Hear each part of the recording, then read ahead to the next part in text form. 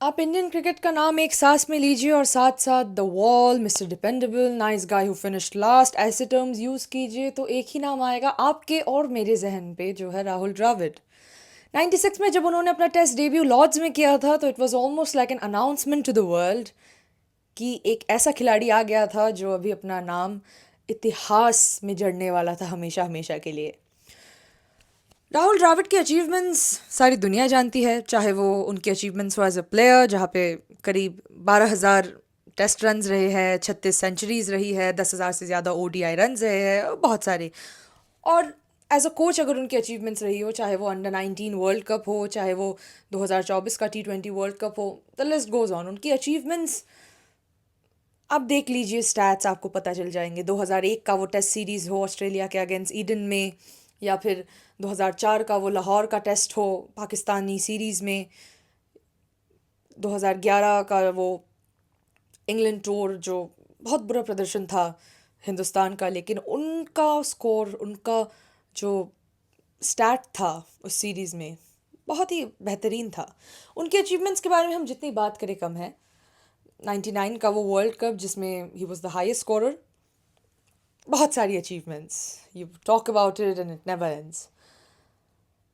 लेकिन उनकी सबसे ख़ास बात रही है सेल्फलेस डिमीनर, चाहे as his era as a player या फिर his era as a coach. जब वो प्लेयर थे तो उन्होंने टीम के लिए वो हर एक चीज़ की जो उसकी ज़रूरत थी। The most flexible player in my opinion. Opening की, मिडिल ऑर्डर में खेला, फिनिश की इनिंग्स, विकेट्स रखे at a time before MS Dhoni, जब विकेट कीपर्स की बहुत ज़रूरत थी टीम को। सौरव गांगुली की इंसिस्टेंस में वो मान गए।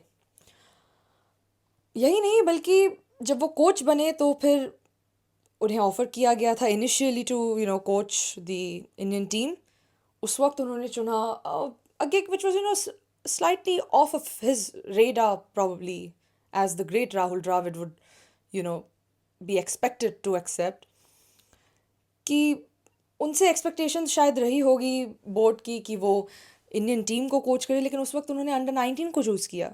उन्होंने ये सोचा कि this was very important for the holistic development of players of that under 19 squad. और of course you can see the benefits of that coaching which he gave to the under 19 team, because Indian team को ऐसे खिलाड़ी मिले जैसे कि शुभमन गिल, अभिषेक शर्मा, बहुत सारे। I think his selfless demeanor, it definitely sets him apart from the rest of the players of his era. Now, of course, there are greats. There was the holy trinity of the 2000s of Tendulkar, Ganguly, Dravid. But what really set Rahul Dravid apart as a cricketer? Stats तो और cricketers के भी बेहतरीन है। आप तेंदुलकर के stats देख लीजिए, आप गांगुली के स्टैट्स देख लीजिए।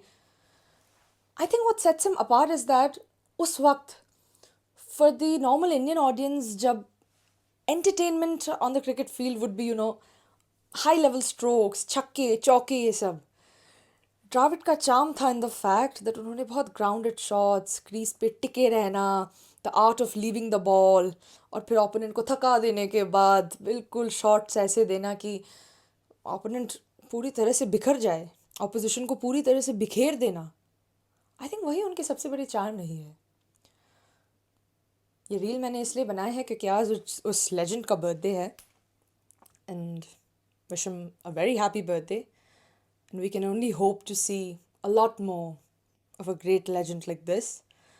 उन्होंने प्लेयर के तौर पे उन्होंने जो कंट्रीब्यूशन किया इंडियन टीम में, एज अ कोच उनकी जो कंट्रीब्यूशन रही, the only thing that I have to say after that is thank you, Rahul Dravid. Thank you. And a very happy birthday to you once again.